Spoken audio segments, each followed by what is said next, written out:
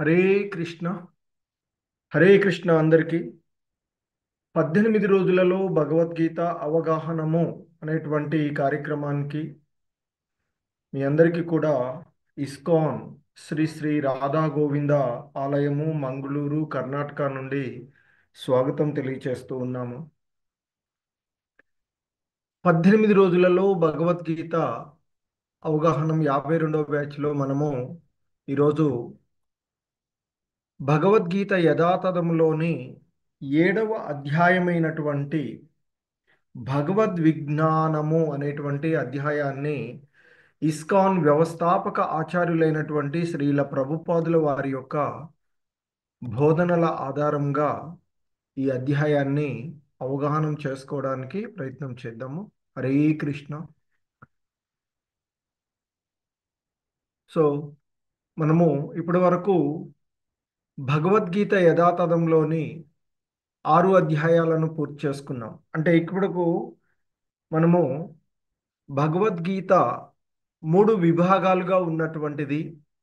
మొదటి విభాగము కర్మ షట్కాలు, రెండవ విభాగము భక్తి షట్కాలు, మూడవ విభాగము జ్ఞాన షట్కాలు. అంటే మొదటి 6 అధ్యాయాలు కర్మ ఆ, యోగాలుగాను, ఆ తర్వాత మధ్యలో ఉన్నటువంటి 6 అధ్యాయాలు భక్తి యోగాలుగాను, చివరి 6 జ్ఞాన యోగాలు. సో మరి మనము మొదటి విభాగాన్ని పూర్తి చేసుకొని రెండవ విభాగంలోనికి ఈరోజు మనము వెళ్తూ ఉన్నటువంటిది. హరే కృష్ణ. ఓం అజ్ఞానతిమిరాంధస్య జ్ఞానాంజనశలాకయా చక్షుర్మిలితం యేన తస్మై శ్రీ గురవే నమః.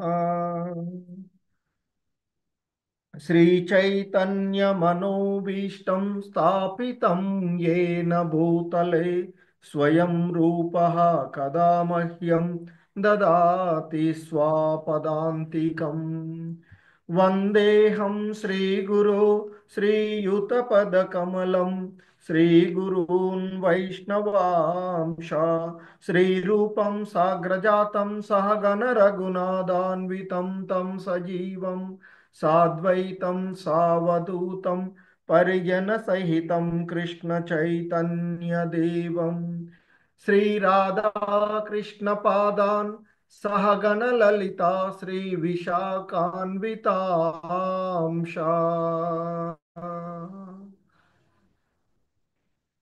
नमा ओं विष्णुपादाय कृष्णप्रेष्ठाय भूतले श्रीमते भक्तिवेदांत स्वामिनिति नामिने. नमस्ते सारस्वती देवे गौरवाणी प्रचारिणे निर्विशेषा शून्यवादी पाश्चात्यदेशतारिणे. जय श्री कृष्ण चैतन्य प्रभु नित्यानंद श्री अद्वैत गदाधर श्रीवासादि गौर भक्त वृंद. हरे कृष्णा कृष्ण कृष्णा हरे हरे, हरे राम राम राम हरे हरे. हरे कृष्ण. సో ఈరోజు మనము 7వ భగవద్గీత యథాతథంలోని 7వ అధ్యాయమైనటువంటి భగవద్విజ్ఞానము అనేటువంటి అధ్యాయము. దీనినే జ్ఞాన విజ్ఞాన యోగము అని కూడా పిలుస్తాము. సో మరి పూర్వపు అధ్యాయమైనటువంటి ధ్యాన యోగము లేదా ఆత్మ సంయమ యోగము అనేటువంటి ఆ అధ్యాయంలో మనకి శ్రీకృష్ణ భగవానుల వారు అష్టాంగ యోగ విధానాన్ని ఆ అధ్యాయంలో తెలియచేసినప్పటికీ మరి భక్తి యోగమే సరళమైనటువంటిది అని, మరి ఇక చివరి శ్లోకంలో ఆయన చెప్తారు, అత్యంత శ్రద్ధతో నా భావన యందే సదా నిలిచి ఉండేవాడు, నన్నే తన యందు సదా స్మరించుకునేటువంటి వాడు, మరియు నాకు దివ్యమైన ప్రేమయుత సేవను వనరించేటువంటి వాడు అయినటువంటి యోగి, యోగులందరిలోనూ ఉమ్, అత్యంత సన్నిహితంగా నా యోగమందు ఉన్నటువంటి వాడు. ఉమ్, మరి అందరిలో కొంటూ అతడే అత్యున్నతుడు, ఇదే నా అభిప్రాయము అర్జున అంటూ శ్రీకృష్ణ భగవానుల వారు తెలియచేసినటువంటి. ఎందుకంటే సర్వజీవులకు కారణమైనటువంటి ఆ భగవానుని యొక్క సేవ గూర్చి ఉం? మరి ఆ పరమ పురుషుడి ఎడ తనకు గల ధర్మము ఉం? మరి తెలుసుకున్నటువంటి వాడు ఖచ్చితంగా మరి ముక్తుడవుతాడు. ఉం? అతడే ఆ భగవంతుని సంబంధంలో ఉండేటువంటి వాడుగా తెలియచేయబడుతూ ఉన్నటువంటిది. మరి ఇంకా ఈరోజు అధ్యాయంలో మనకి ఆ జ్ఞాన విజ్ఞాన యోగము లేదా ఈ భగవద్విజ్ఞానము అనేటువంటి యోగంలో ఇంకా కొనసాగిస్తూ ఆ కృష్ణ భగవానుల వారు చెప్తూ ఉన్నటువంటి అంశాలను మనము ఈ అధ్యాయంలో చూసేటువంటివి. హరే కృష్ణ. శ్రీ భగవానువాచ మయ్యాసక్తమనా పార్థ యోగం యుంజన్మదాశ్రయః సంశయం సమగ్రం మాం యథా జ్ఞాస్యసి తచ్ఛృణు.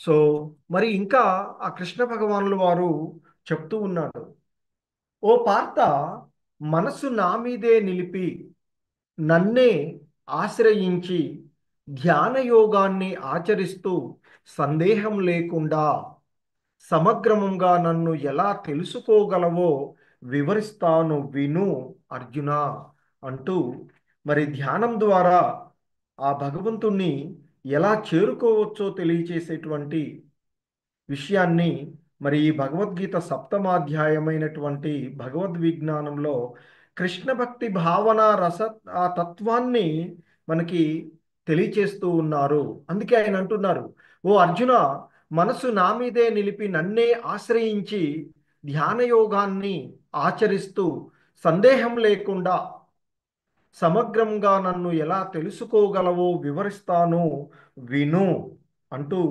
ఆయన మనకి ఇక్కడ తెలియచేస్తూ ఉన్నటువంటి అంశము. ఎందుకంటే మనకి భగవద్గీత యొక్క మొదటి 6 అధ్యాయాలలో జీవుడు ఆత్మస్వరూపుడని, మరి వివిధములైనటువంటి యోగాల ద్వారా తనను ఆత్మ సాక్షాత్కార స్థితికి ఉద్ధరించుకోగలడని వివరించినటువంటిది ఇప్పటి వరకు మనం మొదటి విభాగంలో చూసినటువంటిది. సో మరి ఆ విభాగం చివరిలో ఆయన చెప్తారు, శ్రీకృష్ణ భగవానుని యందు స్థిరంగా మనసును సంలగ్నము చేయుటయే కృష్ణ భక్తి రసభావనము, ఏ మరి యోగాలన్నింటి యందును అత్యున్నతమైనటువంటి యోగము అని ఆయన తెలియచేసినటువంటిది. సో మరి ఈ అధ్యాయంలో ఆ కృష్ణ భక్తి రసభావన తత్వాన్ని ఆయన వివరిస్తూ ఉన్నారు. సో అదే మనము ఇప్పుడు చూస్తూ ఉన్నటువంటిది. జ్ఞానం తేహం స విజ్ఞానం ఇదం వక్ష్యామ్యశేషతః యత్ జ్ఞాత్వా నేహ భూయః అన్యత్ జ్ఞాతవ్యయం వశిష్యతే. సో ఇంకా ఆయన ఇక్కడ మనకి చెప్తూ ఉన్నారు అర్జునుడి ద్వారా, ఓ అర్జున, నేను ఇప్పుడు నీకు జ్ఞాన విజ్ఞానములతో పాటుగా, జ్ఞానం తేహం సవిజ్ఞానం, జ్ఞానము మరియు విజ్ఞానములతో పాటుగా భౌతిక ఆధ్యాత్మిక జ్ఞానాన్ని మరి కూర్చి సంపూర్ణంగా నేను నీకు తెలియచేస్తాను. మరి దీనిని నీవు గ్రహించినట్లయితే, అంటే నేను ఏదైతే విషయాలను నీకు తెలియచే భగవద్విజ్ఞానము, ఈ అధ్యాయం పేరే భగవద్విజ్ఞానం, మరి జ్ఞాన విజ్ఞాన యోగాన్ని తెలియచేస్తూ ఉన్నాను. మరి ఈ విజ్ఞానాన్ని నీవు గ్రహించినట్లయితే ఈ లోకంలో మళ్ళీ నీవు తెలుసుకోవడానికి ఏది కూడా మిగిలి ఉండదు. అంటే ఆ భగవద్విజ్ఞానము పరిపూర్ణమైనటువంటి జ్ఞానం, సంపూర్ణ జ్ఞానం ఇది కనుక ఇంకా మళ్ళీ ఏవి కూడా తెలుసుకోవడానికి మిగిలి ఉండదు అంటూ చెప్తూ ఉన్నారు. దానిని సమగ్రంగా అర్థం చేసుకోమని చెప్తూ ఉన్నటువంటిది. ఆ, మరి ఇంకా చెప్తున్నారు, మనుష్యానాం సహస్రేషు కచ్చిత్ యతతి సిద్ధయే యతతామపి సిద్ధానాం కచ్చిన్మాం వేత్తి తత్వతః. మనుష్యానాం అంటే మనుషులలో, సహస్రేషు వేలాదిగా ఉన్నటువంటి, అంటే ఇక్కడ చెప్తున్నారు ఆయన, ఎన్నో వేలాది మందిగా ఉన్నటువంటి ఈ మనుషులలో ఏ ఒక్కడో మరి పూర్ణత్వం కోసం ప్రయత్నం చేస్తాడు. అంటే వేలాదిగా ఉన్నటువంటి మనుషులలో ఒక్కడు మాత్రమే పూర్ణత్వం సాధించడానికి ప్రయత్నం చేస్తాడు. అంటే ఆత్మ అంటే ఏమిటి, పరమాత్మ అంటే ఏమిటి, మరి ఆత్మ పరమాత్మల తత్వం మధ్య ఉండేటువంటి సంబంధం ఏమిటి అని తెలుసుకోవడానికి ప్రయత్నం చేస్తారు అని చెప్తూ ఉన్నారు. అంటే ఆత్మ సాక్షాత్కారం, ఆత్మానుభూతి మార్గాన్ని తెలుసుకోవడానికి ప్రయత్నం చేస్తూ ఉంటుంటారు. అలా ప్రయత్నించి పరిపూర్ణత సాధించినటువంటి వాళ్ళలో కూడా నన్ను నిజంగా తెలుసుకున్నవాడు ఏ ఒక్కడో ఉంటాడు అర్జునా అంటూ చెప్తూ ఉన్నారు. ఎందుకంటే సాధారణంగా మనకి చెప్తూ ఉంటుంటారు, మనుషులు ఆ పశు ప్రవృత్తులైనటువంటి ఆహారము, భయము, నిద్ర, మైథునము యందు మాత్రమే మరి నియుక్తులై ఉండేటువంటి వాడు. ఎందుకంటే ఉన్నటువంటి మనం ఈ భౌతిక జగత్తులో చూస్తాం. మరి ఈ భౌతిక జగత్తులో పుట్టినటువంటి మనము ఆహారం కోసం ప్రయత్నము, భయము, ఆ, మరి ఎప్పుడు మరణం వస్తుంది ఏంటి అనేటువంటి భయము, నిద్ర, ఇక మైథున సుఖాలు, వీటి యందు మాత్రమే నిమగ్నమై ఉంటారు. కానీ మరి అసలు మనం ఈ భౌతిక జగత్తులోకి ఎందుకు వచ్చాము, మనం ఏమిటి, మనకి మనం ఎవరము అనేటువంటి విషయాన్ని, అంటే మనం యథార్థంగా మనం ఏమిటి అనేది తెలుసుకోవడానికి ప్రయత్నించేటువంటి వాడు ఏ ఒక్కడో ఉంటాడు అని. అలా ఆధ్యాత్మిక జ్ఞానమునందు అభిరుచి కలిగినటువంటి వాడిలో ఏ ఒక్కడో ఉంటాడు.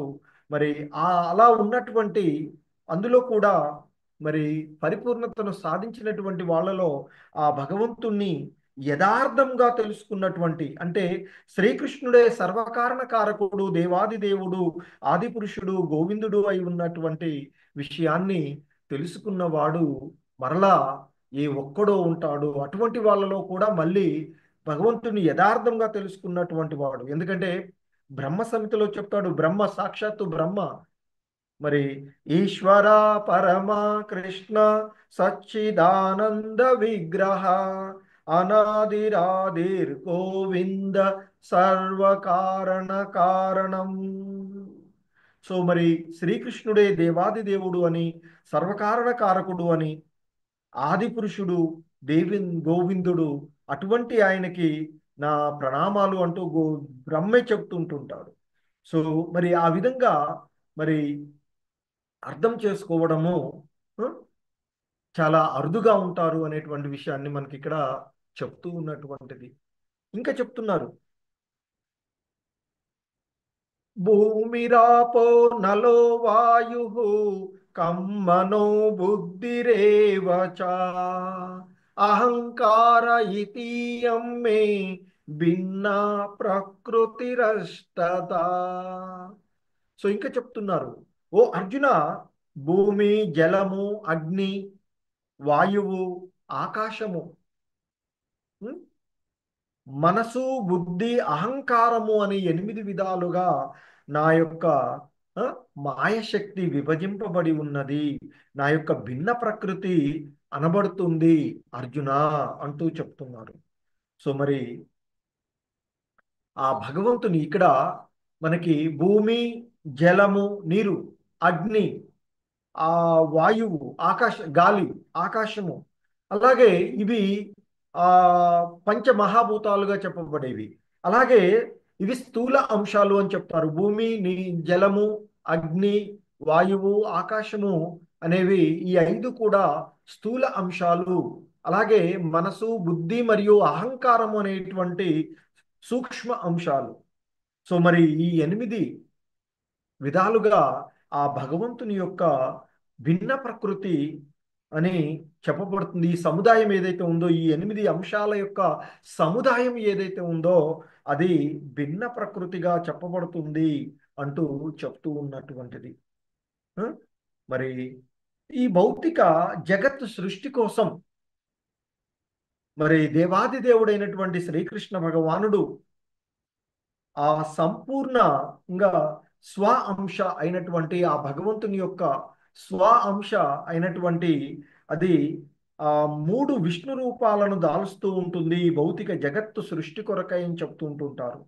అందులో మొదటిది ఆ విష్ణు రూపమైనటువంటి మహావిష్ణువు, అదే మహాతత్వము అని తెలియచేయబడుతుంది. మరి అది ఈ భౌతిక జగత్తుని ఈ భౌతిక శక్తిని సృష్టించేటువంటిది ఆ మహావిష్ణువు.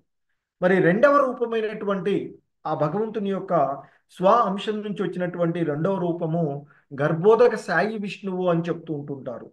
మరి ఈ గర్భోదక సాయి విష్ణువు వివిధ వ్యక్తీకరణలకై అన్ని విశ్వాలయందు ప్రవేశిస్తూ ఉంటాడు. ఆ మహాతత్వము లేదా మహావిష్ణువు నుండి వచ్చేటువంటి ఆయన యొక్క ఉచ్ఛ్వాస అంటే ఈ ఉచ్ఛ్వాస నిశ్వాసలలోని సృష్టి లయము సృష్టించబడటం జరుగుతుంది. ఆయన యొక్క శ్వేతరంధ్రాల నుండి కోటాను కోట్ల బ్రహ్మాండాలు ఉత్పన్నమవుతాయి అని చెప్తుంటారు. ఆ విధంగా వచ్చినటువంటి మహావిష్ణువు లేదా మహాతత్వం నుండి ఆ భౌతిక సృష్టిలో వచ్చినప్పుడు ఆ ప్రతి సృష్టిలోనికి వెళ్ళేటువంటి వాడు ఆ గర్భోదక సాయి విష్ణువు అని చెప్తుంటారు. అన్ని విశ్వాల యందు కూడా ప్రవేశిస్తాడు. ఇక మూడవ వాడైనటువంటి ఆ విష్ణు రూపం, మూడవ విష్ణు రూపమైనటువంటి క్షీరోదక సాయి విష్ణువు మరి సకల విశ్వాలయందు పరమాత్మ రూపంలో మొత్తంలోకి అన్నింటిలోనికి కూడా పరమాత్మ రూపంలో వ్యాపించి ఉండి ఉం, పరమాత్మగా పిలువబడి అణువు అణువునందు కూడా నిలిచి ఉన్నటువంటి వాడు. ఆ మనం అందుకే పరమాత్మ రూపంలో మన యొక్క హృదయంలో ఉండేటువంటి వాడు అని చెప్తూ ఉంటారు క్షీరోదక సాయి విష్ణువు. ఈ ముగ్గురు విష్ణువుల ద్వారానే ఈ సృష్టి అంతా కూడా జరుగుతూ ఉంటుంది అని చెప్తారు. ఈ ముగ్గురు విష్ణువులను గురించి ఎవడైతే తెలుసుకుంటాడో అటువంటి వాడు ఈ జనన మరణాల నుండి ముక్తి పొందుతాడు అంటూ చెప్తూ ఉంటుంటారు.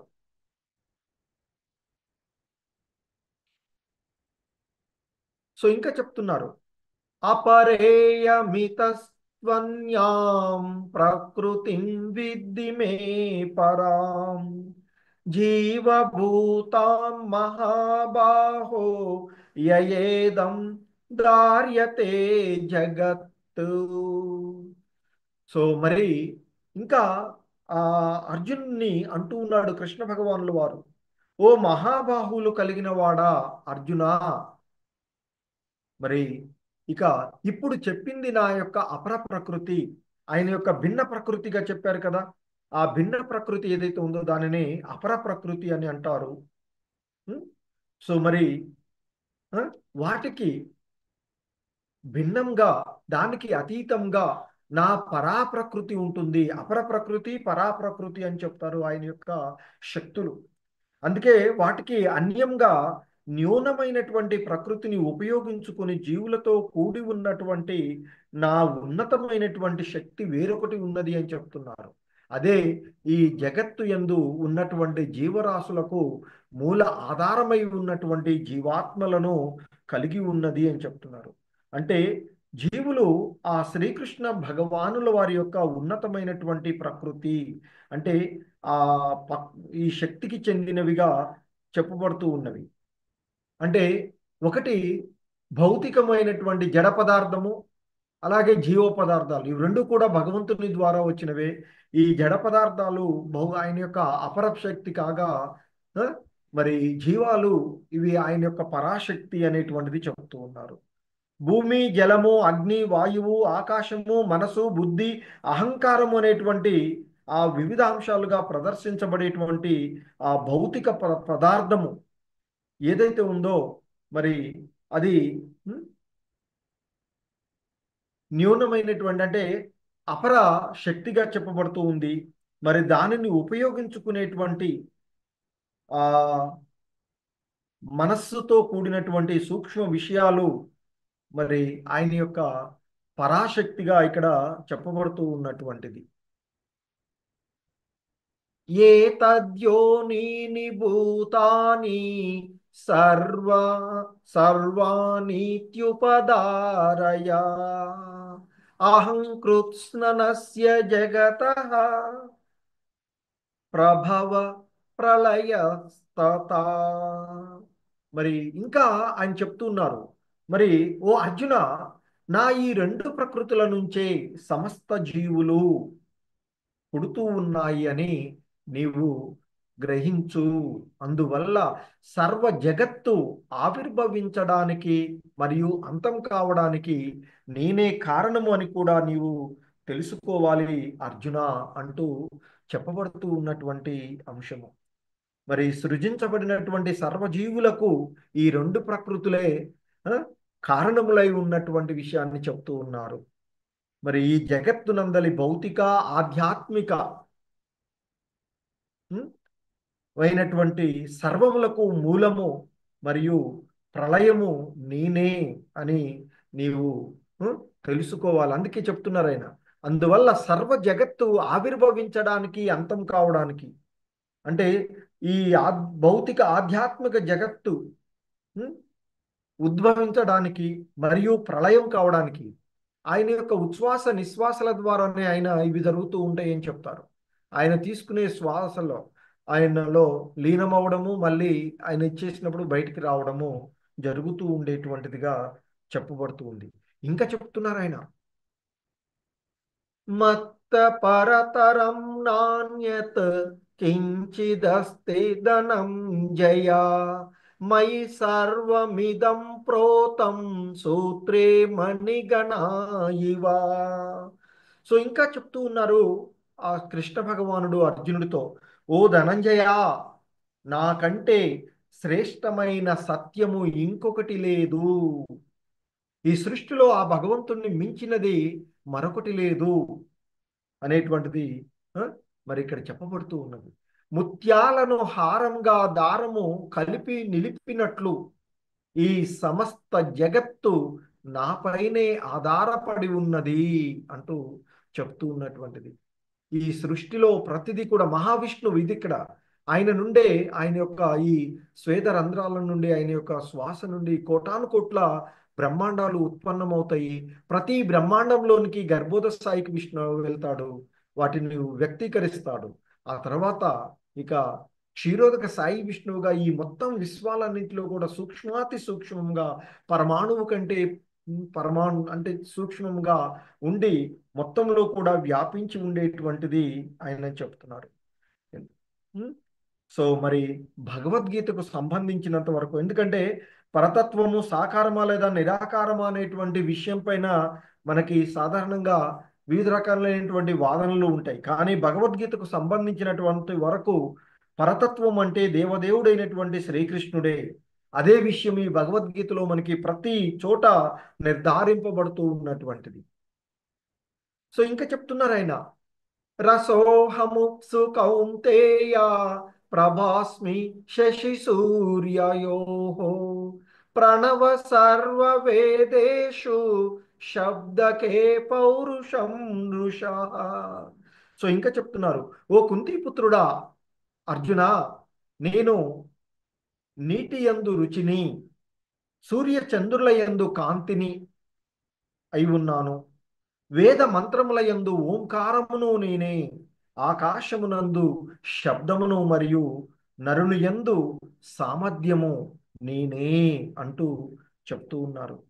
అంటే భౌతిక మరియు ఆధ్యాత్మికములనేటువంటి తన వైవిధ్యమైనటువంటి శక్తుల చేత మరి శ్రీకృష్ణ భగవానుడు ఏ విధంగా సర్వవ్యాపి అయి ఉన్నాడో మనకి ఈ శ్లోకం ద్వారా తెలియచేయబడుతూ ఉన్నటువంటి అంశము.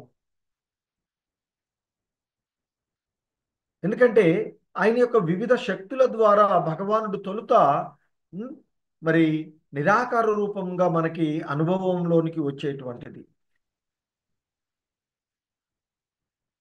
సో మనకి ఆయన చెప్తున్నటువంటిది, జలములోని రుచి అని, సూర్యచంద్రులలోని వెలుతురు కాంతి, వేద మంత్రాలలోని ఓంకారము, ఆకాశంలోని శబ్దము, మానవులలో ఉండే సామర్థ్యము, భూమికి ఉండే సువాసన, అగ్నిలో ఉండే వేడిమి, మరి జీవించే జీవులలోని జీవనము, తపస్సులలోని తపస్సు, సమస్త జీవులకు ఆది బీజము ఆయన, బుద్ధిశాలులలోని బుద్ధి, శక్తివంతులలోని ఆ శక్తి, మరి బలవంతులలోని బలము ఆయనే అని చెప్తున్నారు. అలాగే ధర్మ సూత్రాలకు విరుద్ధంగా లేనటువంటి మైథున క్రియ కూడా ఆయనే అనేటువంటి ఇక్కడ చెప్తూ ఉన్నటువంటిది. ఉం? కామరహితంగా, కామరాగరహితమైనటువంటి అంటే ఆ రజోగుణము కోరికలు లేకుండా ఉండేటువంటి బలము భగవంతుడే అని చెప్తున్నాడు. ధర్మ నియమాలకు విరుద్ధం కానటువంటి ఆ సంభోగం కూడా ఆ భగవంతుని యొక్క ప్రాతినిధ్యంగానే చెప్పబడుతూ ఉన్నటువంటిది. ఇంకా చెప్తున్నారు ఆయన, ఏ చైవ సాత్వికా భావా రాజసాస్తమసాచ్చయే మత్త ఏవైతి తాన్ విద్ధి నత్వాహం తేషు తే మయి. సో ఇంకా చెప్తూ ఉన్నటువంటి అంశము, ఆ? ఏ చైవ సాత్విక భావా. ఉం? సో మరి అలాగే ఈ రాజస తామసాచ అంటే రజో తమో గుణాలు, సత్వగుణము రజోగుణము లేదా తమో గుణాలకు చెందినటువంటి జీవుని భావాలన్నీ కూడా ఆ భగవంతుని యొక్క శక్తి నుండే ఉద్భవించినయని తెలుసుకోమని చెప్తూ ఉన్నారు. మరి ఒక భావనలో అంటే ఒక విధంగా నేను సమస్తమైన ఆ, సమస్తము అయినా కూడా సర్వ స్వతంత్రుణ్ణి నేను ప్రకృతి త్రిగుణాల యొక్క ఆధీనంలో లేను, ఎందుకంటే దానికి విరుద్ధంగా అవి నాలోనే ఉన్నాయి అని, అంటే నా యందు ఉన్నటువంటి నేను వాటికి లోబడి ఉండను, ఎందుకంటే ఇవన్నీ కూడా ఆ భగవంతుల్లోనే మనము ఈ మూడు గుణాల యొక్క ఆ ఆధీనంలోనే మనము ఆడుకు వాటి ప్రభావం చేతనే ఉన్నటువంటిది. కానీ ఈ మూడు గుణాలు కూడా భగవంతుల్లో ఉన్నవి, ఆయన యొక్క ఆధీనంలోనే ఉన్నటువంటివిగా, ఉం? మరి ఆయనకు లోబడి ఈ మూడు గుణాలు పనిచేస్తూ ఉన్నాయి అని చెప్తూ ఉంటుంటారు.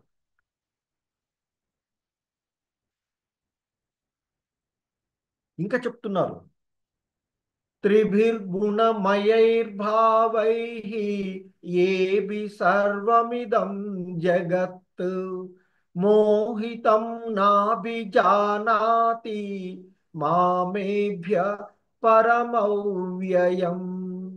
సత్వగుణము రజోగుణము తమోగుణము అనే మూడు గుణాల ద్వారా మోహితులు అయినటువంటి మొత్తం ప్రపంచము ఆ గుణాలకు అతీతుడను నశింపు లేని వాడను అయిన నన్ను తెలుసుకోలేకుండా ఉన్నది. ఎందుకంటే ఆ భగవంతుని మాయ ద్వారా కప్పబడి ఉన్నటువంటి మనము మరి ఈ సమస్త విశ్వమంతా కూడా సత్వ రజో తమో గుణాలు అనేటువంటి త్రిగుణాల చేత భ్రాంతికి గురి అయ్యి మరి ఆ గుణాలకు అతీతుడైనటువంటి, ఉం, అవ్యయుడు అయినటువంటి ఆ భగవంతుణ్ణి తెలుసుకోలేకున్నది అంటూ చెప్తున్నారు. ఎందుకంటే సమస్త ప్రపంచము త్రిగుణాల చేత మోహింపబడుతూ ఉన్నటువంటిది. మరి అట్టి త్రిగుణముల చేత మోహమునకు గురి, ఉం, అయినటువంటి వాడు శ్రీకృష్ణ భగవానుడు మరి ఈ ప్రకృతికి పరమైనటువంటి వాడు అని ఎరుగజాలకున్నారు. వారు కూడా మనలాగానే ఒక సాధారణమైనటువంటి వాడుగానే భావించేటువంటి వాళ్ళు ఎంతో మంది ఉన్నటువంటిది.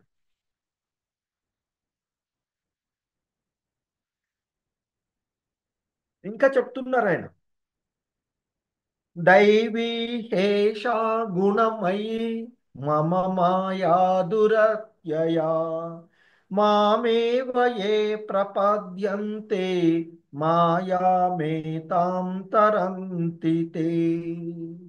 సో ఇంకా చెప్తున్నారు ఆయన, ప్రకృతి త్రిగుణ స్వరూపమైన నా ఈ దైవమాయను దాటడము సామాన్యులకు సాధ్యపడదు అంటూ చెప్తున్నారు. కానీ నన్నే ఆశ్రయించిన వాళ్ళు దీనిని సులభంగా దాటగలుగుతారు అంటూ చెప్తూ ఉన్నటువంటి, ఎందుకంటే ఆ దేవాది దేవుడైనటువంటి శ్రీకృష్ణుడుకు అసంఖ్యాకమైనటువంటి శక్తులు ఉన్నవి అని చెప్తుంటారు. ఇంతకుముందు చెప్పిన అవన్నీ కూడా దివ్యమైనటువంటివి. మరి ఆ జీవులు మరి ఆ భగవంతుని శక్తిలో భాగములైనటువంటి, ఉం, మాయాశక్తికి, ఆ, సంపర్కం చేత అంటే ఈ త్రిగుణమయమైనటువంటి మాయాశక్తికి సంపర్కమైనటువంటి కారణంగా మరి ఆయనను తెలుసుకోవడం సాధ్యం కాదు. కానీ ఎవరైతే ఆయనను ఆశ్రయిస్తారో వారు మరి ఈ మాయాశక్తి ద్వారాను బయటపడతారు అనేటువంటి విషయాన్ని ఇక్కడ మనకి తెలియచేస్తూ ఉన్నటువంటిది. ఇంకా చెప్తున్నారు మరి ఆ భగవంతుణ్ణి ఆశ్రయించినటువంటి 4 రకాలైనటువంటి వారి గురించి ఇక్కడ చెప్తూ ఉన్నారు. నమాం దుష్కృతినో మూఢాః ప్రపద్యంతే నరాధమాః మాయాయాపహృత జ్ఞాన ఆసురం భావమాశ్రితాః. దుష్టులైనటువంటి మూఢులు అంటే మహామూఢులు, నరాధములు మానవ అధములు, మరి మాయచే జ్ఞానము హరింపబడినటువంటి వాళ్ళు అంటే మాయలో పడి వారి యొక్క వివేకాన్ని కోల్పోయినటువంటి వాళ్ళు, దానవ ప్రవృత్తి కలిగిన వాళ్ళు అంటే రాక్షస భావాలను ఆశ్రయించినటువంటి దుష్టులు, 4 రకాలైనటువంటి దుష్టులు నా శరణు జొచ్చరు అంటూ చెప్తున్నటువంటి. ఎందుకంటే మరి ఆ భగవంతుణ్ణి ఆ, శరణాలకు కేవలం శరణు నొందుట ద్వారా మనుజుడు అతి కఠినమైనటువంటి ప్రకృతి నియమమును దాటగలడనేటువంటిది ఇంతకు ముందు శ్లోకంలో చెప్పబడింది. కానీ మరి 4 రకాలైనటువంటి ఆ, మరి ఈ దుష్టులైనటువంటి మూఢులు, నరాధములు, మాయచేత జ్ఞానము హరింపబడినటువంటి వాళ్ళు, దానవ ప్రవృత్తి కలిగినటువంటి వాళ్ళు, ఈ 4 రకాలైనటువంటి వాళ్ళు ఆ భగవంతునికి శరణనొచ్చారు, చరణజొందరు, శరణాగతి కారు అనేటువంటి విషయాన్ని చెప్తూ ఉన్నారు. ఇంకా మరి వీళ్ళు ఇలా ఉండగా మరొక 4 రకాలైనటువంటి వారు ఆ భగవంతుణ్ణి ఆశ్రయిస్తారు అనేటువంటిది చెప్తూ ఉన్నారు ఇక్కడ. చతుర్విధా భజంతే మాం జనా సుకృతినో అర్జున ఆర్తో జిజ్ఞాసురర్థార్థి జ్ఞానీ చ భరతర్షభా. సో ఇంకా చెప్తున్నారు, ఓ భరతవంశీయులలో శ్రేష్ఠుడా, ఓ భరతవంశ శ్రేష్ఠుడా అర్జున. భరతర్షభ అంటే భరతవంశులలో శ్రేష్ఠుడమైనటువంటి అర్జున. ఆర్తుడు అంటే ఆపదలలో ఉన్నటువంటి వాడు, అర్థార్థి అంటే ఆ సిరి సంపదలను కోరుకునేటువంటి వాడు, జిజ్ఞాసువు ఆత్మతత్వాన్ని తెలుసుకోగోరినటువంటి వాడు, మరి మరియు ఆత్మజ్ఞానము కలిగినటువంటి వాడు అంటే పరతత్వ జ్ఞానాన్ని అన్వేషించేటువంటి వాడు అనేటువంటి 4 రకాలైనటువంటి పుణ్యాత్ములు నాకు భక్తియుత సేవను నొనరిస్తారు. అంటే నా యొక్క అటువంటి పుణ్యపురుషులు 4 రకాలైనటువంటి పుణ్యపురుషులు నాకు భక్తియుత సేవ చేయడం ప్రారంభిస్తారు అంటూ ఇక్కడ చెప్తున్నట్టు. అంటే ఆ దుష్కృతులకు భిన్నంగా సుకృతి నహ అంటూ చెప్పబడుతున్నటువంటి 4 రకాలైనటువంటి సుకృతులు ఆ భగవంతుణ్ణి ఆశ్రయిస్తారు అని చెప్తున్నారు. ఎందుకంటే మనం ఇక్కడ చూడొచ్చు, ఆపదల సమయంలో గజేంద్రుడు మరి ఆ మొసలి తన కాలు పట్టుకొని నీటిలోకి గుంజుతూ ఉన్నటువంటి సందర్భంలో ఆ భగవంతుణ్ణి ఆశ్రయించి ఆపద నుంచి బయటపడినటువంటి వాడు. అలాగే నిండు సభలో ద్రౌపది వస్త్రాభరణం జరుగుతూ ఉన్నటువంటి సమయంలో ఆమె కృష్ణుణ్ణి వేడుకోవడం ద్వారా ఆమె కాపాడబడినటువంటిది. వీళ్ళు ఆపదలలో ఉండి ఆ భగవంతుణ్ణి ఆశ్రయించినటువంటి వాళ్ళు. అలాగే జిజ్ఞాసువులు అంటే నిరంతరము ఆ భగవతత్వాన్ని గురించి తెలుసుకోవడానికి ప్రయత్నం అంటే ఆ మరి ఆ భగవంతుని గురించి తెలుసుకోవడానికి ప్రయత్నం చేసేటువంటి వాళ్ళు. నైమిషారణ్యంలో మహర్షులు ఎప్పుడు నిరంతరం కూడా ఆ భగవంతుని గురించి తెలుసుకోవడానికి ప్రయత్నం చేస్తూ ఉండేటువంటి వారు. మరి ఇక ఇంకొకరు అర్థార్థి అంటే సంపదల కోసం భగవంతుణ్ణి ఆశ్రయించేటువంటి వాడు. ధ్రువుడు తన తాత కంటే మనువు కంటే కూడా పెద్ద రాజ్యం కావాలని ఆ విష్ణు భగవాన్ని ధ్యానంలో నిమగ్నమవుతాడు 5 సంవత్సరాల వయసులో ఉండగానే. మరి ఆ విధంగా ఆయన యొక్క కోరికను నెరవేర్చబడుతుంది. అలాగే సుగ్రీవుడు తన అన్న అయినటువంటి వాలి నుండి తన రాజ్యాన్ని తనకి ఇప్పించవలసిందిగా శ్రీరామచంద్రుడిని ఆశ్రయిస్తాడు. అలా వీరు సంపదల కోసం ఆ భగవంతుణ్ణి ఆశ్రయించేటువంటి వాడు. ఇక పరతత్వ అన్వేషణలో ఉన్నటువంటి వాడు సుఖదేవ గోస్వామి అని చెప్తూ ఉంటుంటారు.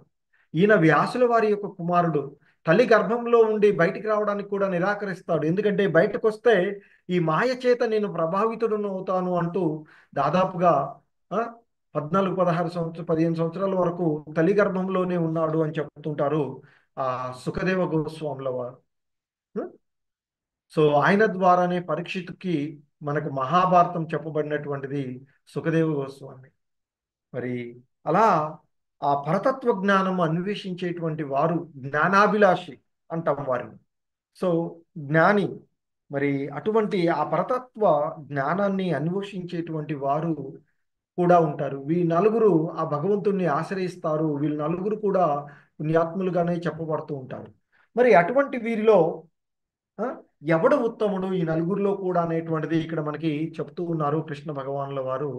తేషాం జ్ఞాని నిత్యయుక్త ఏక భక్తిర్విశిష్యతే ప్రియో హి జ్ఞానినోత్యర్థ మాహం సచ మమ ప్రియ. వీరిలో మరి సంపూర్ణ జ్ఞానము కలిగి ఈ నలుగురిలో కూడా నిత్యము భగవంతుని భక్తితో భజించేటువంటి ఆత్మజ్ఞాని అత్యుత్తముడు. అంటే ఆ సంపూర్ణ జ్ఞానము కలిగి సదా భక్తియుత సేవలో నియుక్తుడై ఉండేటువంటి వాడు అత్యుత్తముడు. ఉం? అలాంటి జ్ఞానికి నేను ప్రియమైన వాడిని. ఉం? నేను అతనికి మిక్కిలి ప్రియమైన వాడును మరియు అతను నాకు ఎంతో ప్రియమైన వాడు అంటూ చెప్తున్నారు. ఉం?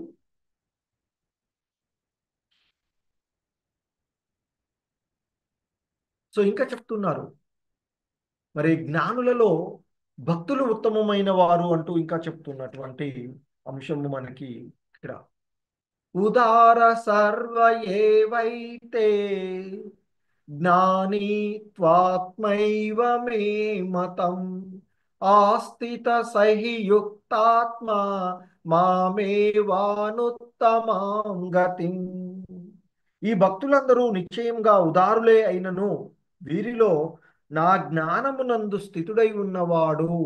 వీళ్ళంతా గొప్పవాళ్లే అయినప్పటికీ కూడా జ్ఞాని మాత్రము నా ఆత్మస్వరూపుడే అనేది నా యొక్క అభిప్రాయము. ఎందుకంటే అతను నన్నే పరమపతిగా భావించి నా యొక్క దివ్యమైన సేవయందు నియుక్తుడై ఉంటాడు. అందువల్ల అతడు అత్యుత్తముడు, పరమగతి అయి నన్ను తప్పక పొందుతాడు అంటూ చెప్తూ ఉన్నారు.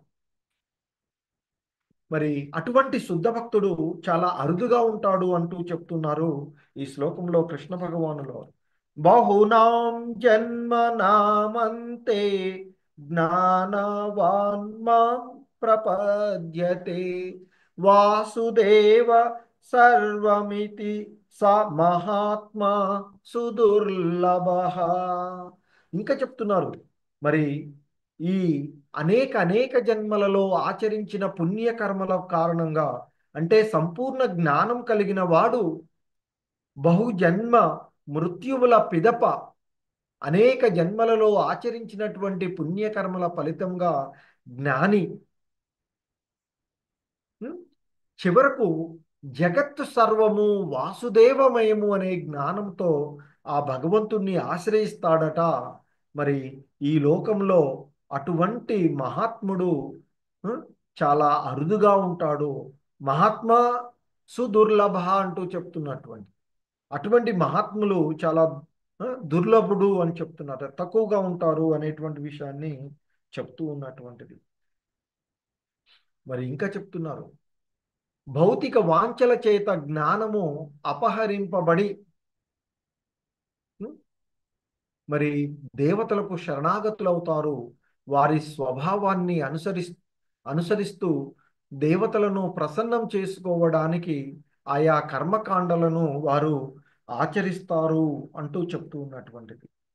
ఎందుకంటే ఈ విషయ కోరికల యొక్క జ్ఞానము, ఆ విషయం కోరికల చేత జ్ఞానము అపహరించబడుతుంది అని చెప్తారు. భౌతిక వాంఛల చేత జ్ఞానము అపహరించబడినటువంటి వాళ్ళు, అంటే ఈ విషయాల యొక్క కోరికల చేత జ్ఞానము అపహరించబడినటువంటి వారు ఇతర దేవతలకు శరణు నొంది తమ గుణములకు అట్టి ఆ, సంబంధించినటువంటి ఆ పూజా విధానాన్ని వారు అనుసరిస్తారు. వారి స్వభావాన్ని అనుసరిస్తూ దేవతలను ప్రసన్నం చేసుకోవడానికి ఆయా కర్మకాండాలలో ఆచరిస్తూ ఉంటారు. మనం ఒక్కొక్క దేవతకు ఒక్కొక్క రకమైనటువంటి పూజా విధానాన్ని చూస్తూ ఉంటుంటాం కదా. మనకి ఏదన్నా మనకి ఇబ్బంది అనిపించి ఎవరి దగ్గరికన్నా వెళ్తే నువ్వు ఈ రకమైనటువంటి పూజ చెయ్యి, అది చెయ్యి, ఇది చెయ్యి అని చెప్తూ ఉంటుంటారు. సో మరి ఆ స్వభావాలను అనుసరించి మనం కూడా ఆ విధంగానే ఆచరిస్తూ ఉంటాం.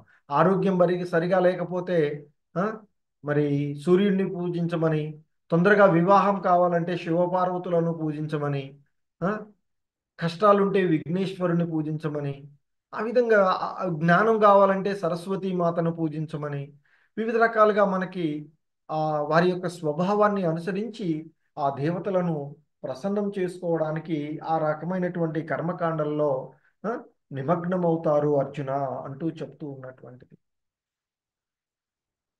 ఇంకా చెప్తున్నారు,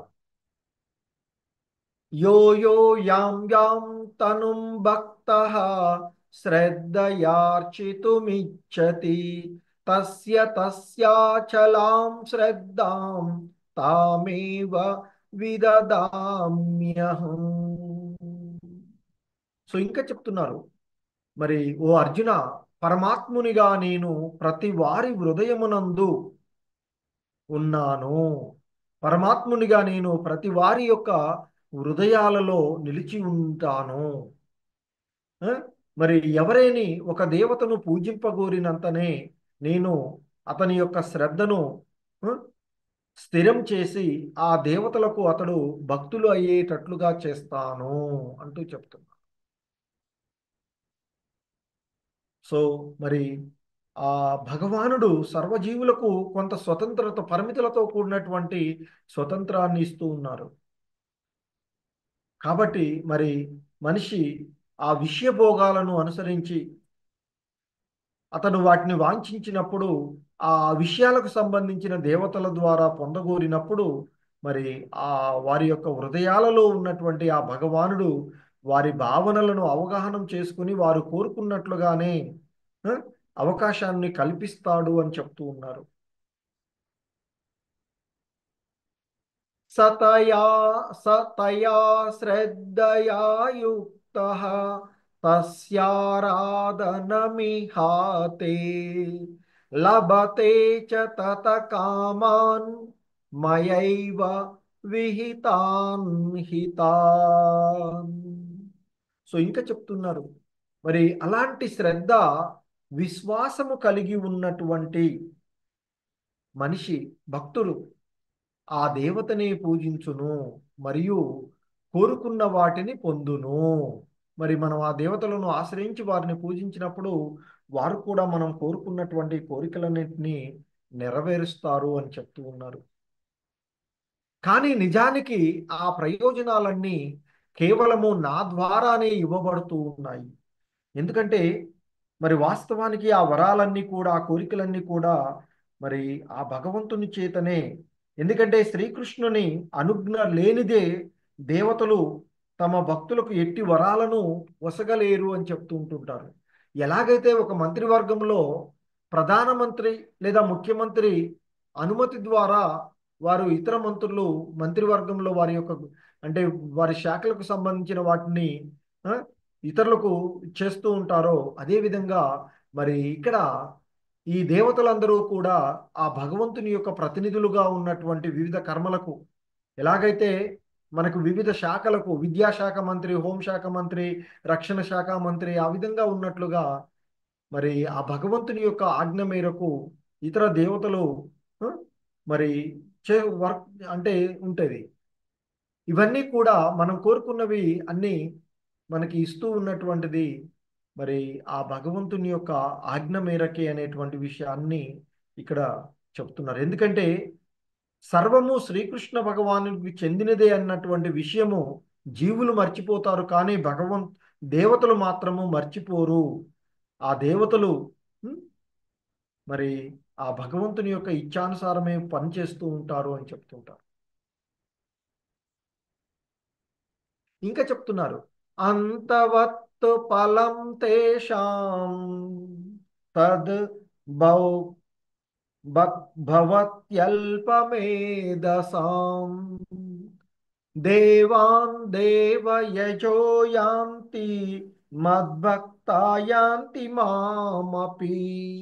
సో ఇంకా చెప్తూ ఉన్నారు ఆయన, ఓ అర్జున, అల్పబుద్ధి ఉన్నటువంటి మనుషులు దేవతలను పూజిస్తారు, అల్పజ్ఞులైనటువంటి మనుషులు దేవతలను పూజిస్తున్నారు. కానీ ఉం, వారు ఇచ్చేటువంటి ఫలాలు పరిమితము మరియు తాత్కాలికమైనవి. దేవతలను పూజించేవారు, దేవతలను ఆరాధించేవారు దేవతల లోకాలకు వెళ్తారు. కానీ ఓ అర్జున, నా భక్తులు మాత్రము అంత్యమున నా అత్యున్నత లోకానికి, నా దివ్య లోకమునే చేరుకుంటారు అంటూ చెప్తున్నారు. ఉం? సో మరి కొంతమంది భగవద్గీత వ్యాఖ్యాన పరులు చెప్పినట్లుగా ఇతర దేవతలను పూజించేవారు కూడా శ్రీకృష్ణ భగవానుని చేరుకుంటారు అనేది సరి అయినది కాదు అనేటువంటి విషయాన్ని మనకి ఈ శ్లోకంలో చెప్తూ ఉన్నారు. ఉం? దేవతలను పూజించేవారు దేవతలు నివసించేటువంటి లోకాలకు చేరుకుంటారు అనేది ఇక్కడ చాలా స్పష్టంగా చెప్పబడుతూ ఉన్నటువంటి అంశము.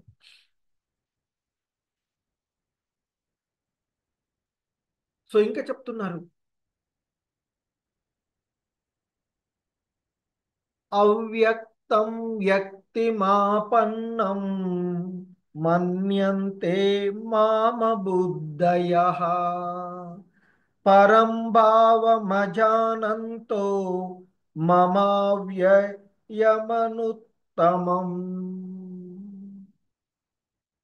నన్ను సంపూర్ణంగా ఎరుగని, అంటే నన్ను సంపూర్ణంగా తెలియని తెలివిలేని జనులు, నేను అంటే ఆ భగవంతుడు ఉం? అంటే శ్రీకృష్ణుడు తొలుత నిరాకారుడునై ఉండి ఇప్పుడు ఈ రూపము దాల్చిననని తలుస్తూ ఉంటారు. వారి అల్ప జ్ఞానము కారణంగా నా ఉన్నత స్వభావము వారికి తెలియదు.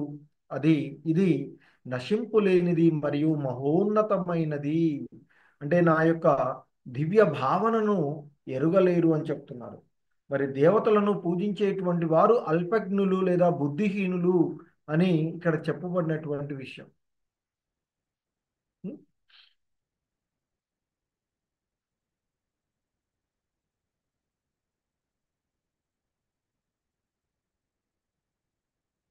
సో ఇంకా చెప్తున్నారు, నాహం ప్రకాశ సర్వస్య యోగమాయా సమావృతః మూఢోయం నాభిజానాతి లోకో మామజమవ్యయం.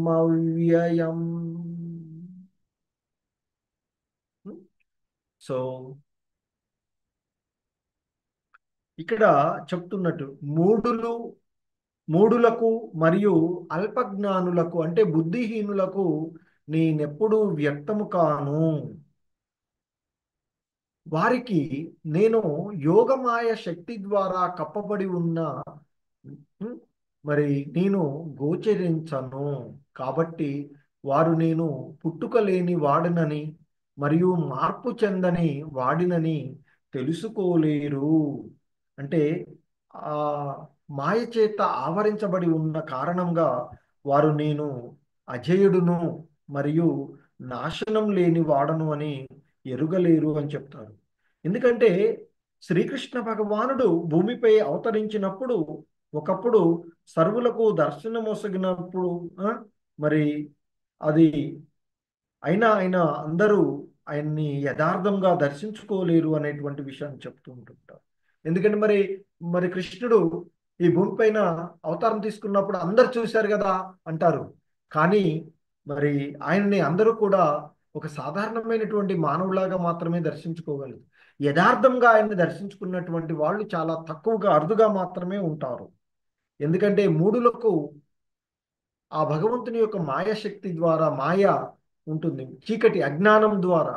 అందుకే భగవంతుణ్ణి మన హృదయాలలో నెలకొల్పుకున్నట్లయితే ఆ అజ్ఞాన అంధకారం తొలగిపోతుంది అని చెప్తారు. మరి ఎక్కడ కృష్ణుడు ఉంటే అక్కడ అజ్ఞానము ఉండదు. కృష్ణుడు సూర్యుడు వంటి వెలుతురు అని చెప్తారు. మరి ఆయన ఉన్న దగ్గర చీకటి అనే అజ్ఞానము ఉండదు అని చెప్తూ ఉంటుంటారు. సో ఇంకా చెప్తున్నారు ఆయన, వేదాహం సమతీతాని వర్తమానాని చార్జున భవిష్యాని చ భూతాని మాం తు వేదన కచ్చన. ఓ అర్జున, దేవదేవుడినైన నేను గతంలో జరిగిన సమస్తమును, ఆ, అంటే ఆయన చెప్తున్నారు దేవదేవునిగా భూత భవిష్యత్తు వర్తమాన కాలాలకు సంబంధించిన జీవులందరూ నాకు తెలుసు అంటూ చెప్తున్నారు. అయితే నేను ఏ ఒక్కడికి తెలియదు అంటూ చెప్తున్నారు. ఎందుకంటే దేవాది దేవుడుగా ఎప్పటికీ ఉన్నటువంటి సర్వము తెలిసినటువంటి ఆయన, ఉం, మరి ఆ భూత భవిష్యత్తు వర్తమాన కాలాలకు అంటే జరిగినటువంటి దానికి, ప్రస్తుతం జరుగుతూ ఉన్నది, భవిష్యత్తులో జరగబోయేటువంటి అన్ని విషయాలను ఎరిగినటువంటి వాడు ఆ భగవంతుడు. కానీ ఆయనను మనము తెలుసుకోవడం చాలా కష్టము అనేటువంటి విషయాన్ని చెప్తున్నారు ఇక్కడ.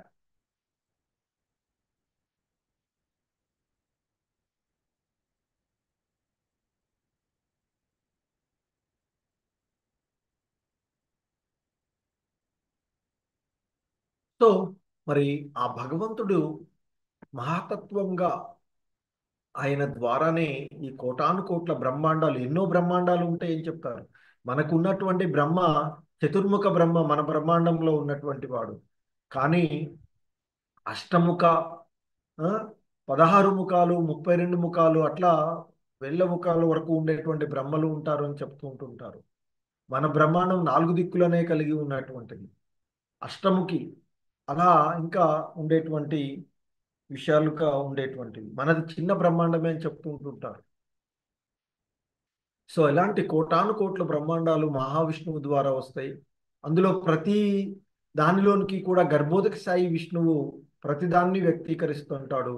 ఈ విశ్వమంతా కూడా ఆ క్షీరోదక సాయి విష్ణు రూపంలో ఆ, విస్తరించేటువంటి. మరి ఇంకా ఆ భగవంతుడికి ఎవరు భక్తులు కాగలరు అనేటువంటి విషయాన్ని మనకి ఇక్కడ తెలియచేస్తూ ఉన్నటువంటి. సో దీనికి ముందు ఇంకొక విషయాన్ని కూడా ఇక్కడ మనకి భగవంతుడు చెప్తూ ఉంటుంటారు.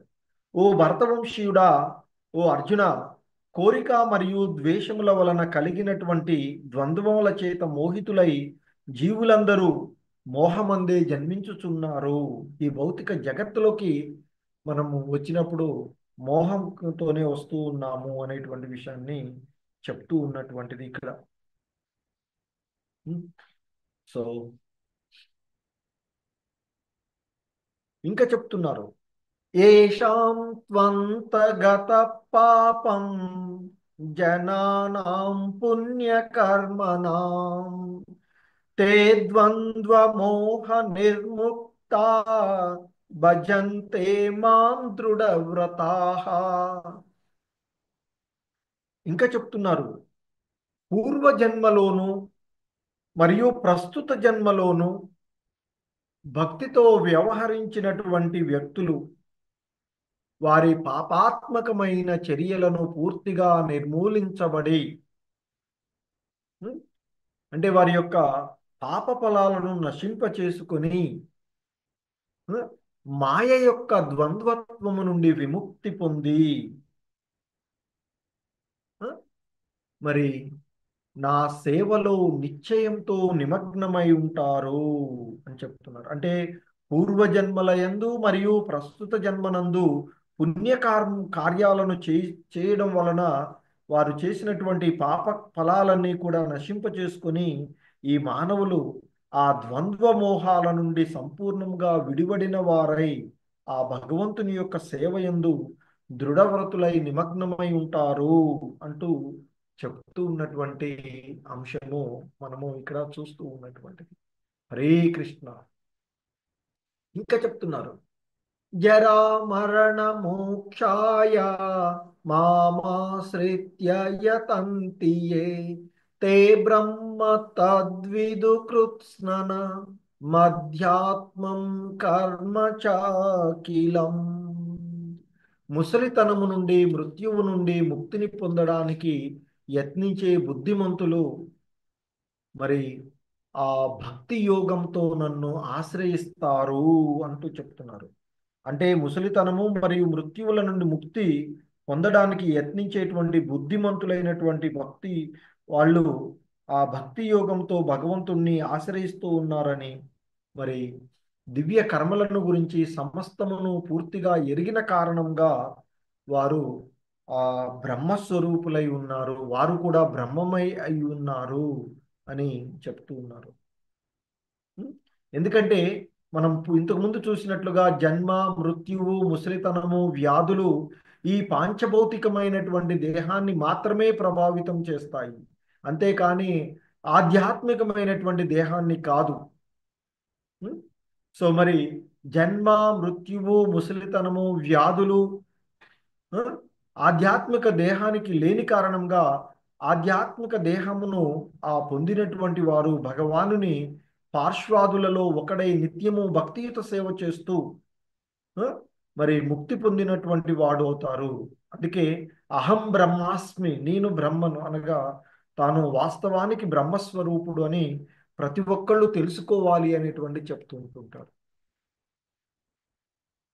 ఇంకా చెప్తున్నారు, సాదిభూతాది దైవం మాం సాది యజ్ఞం చయే విదు ప్రయాణ కాలేపి చ మాం తే విదుర్యుక్త చేతసః.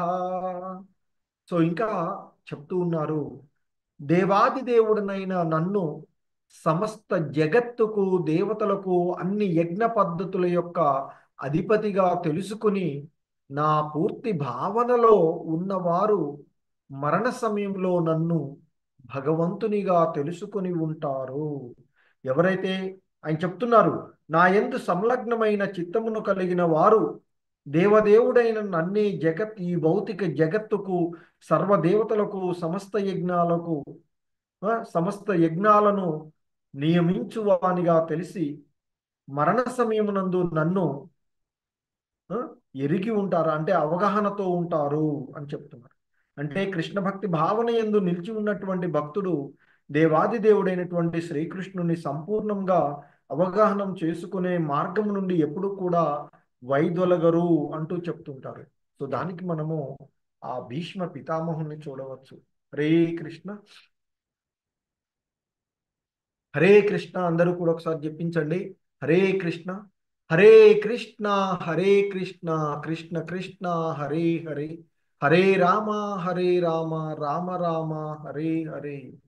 హరే కృష్ణ.